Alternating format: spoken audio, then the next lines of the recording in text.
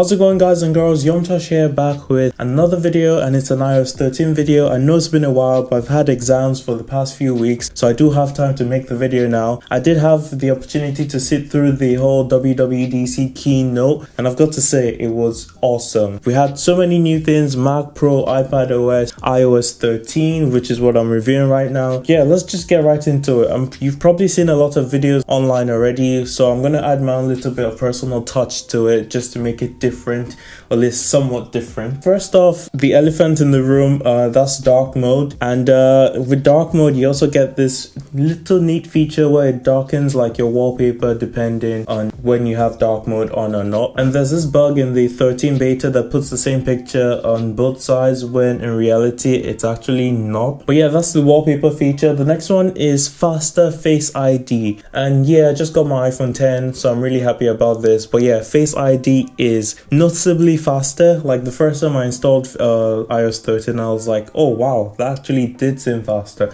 I wouldn't say 2 times faster like Apple says, but it is pretty noticeable that it is faster. Control center, we have this new barcode icon over here. I did snag this one off iUpdate OS on YouTube, so you can scan barcodes right from like the control center rather than like going into the camera, which is pretty nice. We now have Siri shortcuts built into iOS 13, so you can take advantage of that. You can make your own custom macros to do certain stuff. My favorite is probably making GIFs out of pictures. I haven't really explored like the more intricate things you can do with Siri shortcuts, but I know you can do quite a lot of stuff with it, so that is pretty cool. The next one is 3D touch, and this is a bit of a weird one for iOS 13. So I tried it immediately once I got iOS 13, and I tweeted about it. You can follow my Twitter, it's right there. And let's just say it's different. So yeah, 3D touch doesn't quite feel the same. It has a different haptic as opposed to my iPhone 7 over here running on iOS 12. It takes some getting used to, so it does go quicker if you push hard on the screen, but you can also just long press and it does the same thing. And I'm pretty sure this is just bringing the features to like future iPhones or literally any other iPhone that doesn't have the 3D touch hardware, which I'm not very happy about. I literally only bought this phone over the 10 hour because of 3D touch. So on to the next one. The Reminders app is redesigned and it does look good in dark mode. I forgot to show you guys what iOS 13 looks without dark mode, but yeah, it's pretty much like a standard like iOS 12. It doesn't look appealing at all. But yeah, you can also set dark mode to turn on like sunset and turn off at sunrise, which is pretty neat. I usually have that on. So we now have a new timer section in clock. So once you start a timer, you have this redesigned glowing circle for your timer, and it tells you when your timer is actually going to go off, which is pretty cool. The next one is Game Center. So Game Center got a redesign, and with many things, oh look at that, it finally fixed itself. Yeah, with many things with iOS 13, you can now put like an emoji in many areas of iOS 13, which is really cool. And you can do the same thing for Game Center. So once you open a game, you can literally have like an emoji pop up. So I'll just show you quickly. Clash Royale, which is my regular game that I play. There we go. So we have a new like animation as well as a new banner, which is pretty cool, and it shows your emoji up there if you want that. We also have that in messages as well. So you can decide to share your emoji with contacts that you speak to on iMessage, which is pretty cool. So it's kind of like a WhatsApp picture or like a Twitter picture. Again, my Twitter is over there. The next one is Quick Path, and I've got to say I love Quick Path.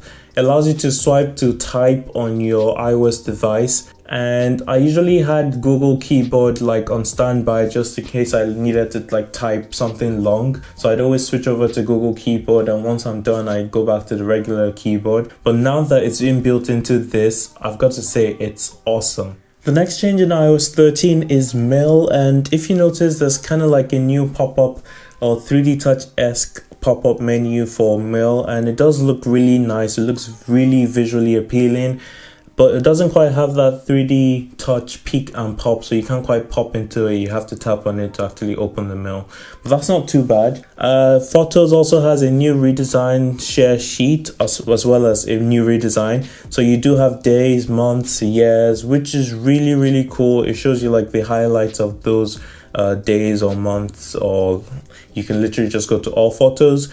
And there's a new share sheet, so it does look really good, and it puts your favorites or most sent to device or person right up there, so you don't have to like faff around for it or look around for it.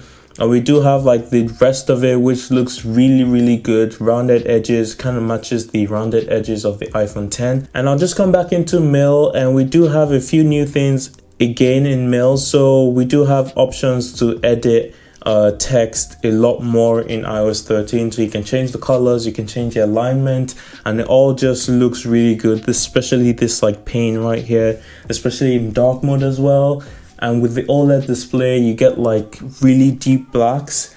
That is really cool. And lastly, I'll touch on the Files app. So you do have the ability to connect to a server now, which I do quite often because I usually like to stream videos off my laptop over Wi-Fi. But you saw that it doesn't quite work yet. I mean, this is still the beta. So, and I almost forgot actually, you do have the new gesture. So the 3 fingers to copy. If you do it again, you can cut. And then if you spread your 3 fingers, kind of like pinching and dropping onto a page, you can paste. That is also awesome. But I do have a few gripes with iOS 13 right now, and its battery performance. So my standby battery time is pretty abysmal right now, and that's partly why my battery is this low at this time of the day. My battery health is still pretty good, but yeah, standby time is like 25% drain overnight, which I don't really like. But then again, it's still the beta, and I'm sure it's going to get better very soon. And I also did a Geekbench performance test, and I did notice an increase in multi-core performance, but that might just have been in the margin of error. So I did get 10K 152 as opposed to 9K 978 on iOS 12.2 actually, but that's still in the margin of error, so that could just have been due to, I don't know, cosmic radiation or something. That's iOS 13. I do have iPad OS installed as well as watchOS 6. I did have Mac OS Catalina installed, but it did give me a few issues, so I just went back to Mojave. So I'll probably install that when the public beta is out and the issue I had is fixed. But yeah, if you guys would like to see any video on that, maybe even like the PS4 controller with Fortnite or something, make sure you leave it in the comments. You can also follow me on Twitter, plugging myself there again. I post stuff usually only when there's a big event though, but you can DM me or something on Twitter as well. That's it for this video. Hopefully I see you guys and girls on the next one. XOXO to you, Yomtosh here, and peace.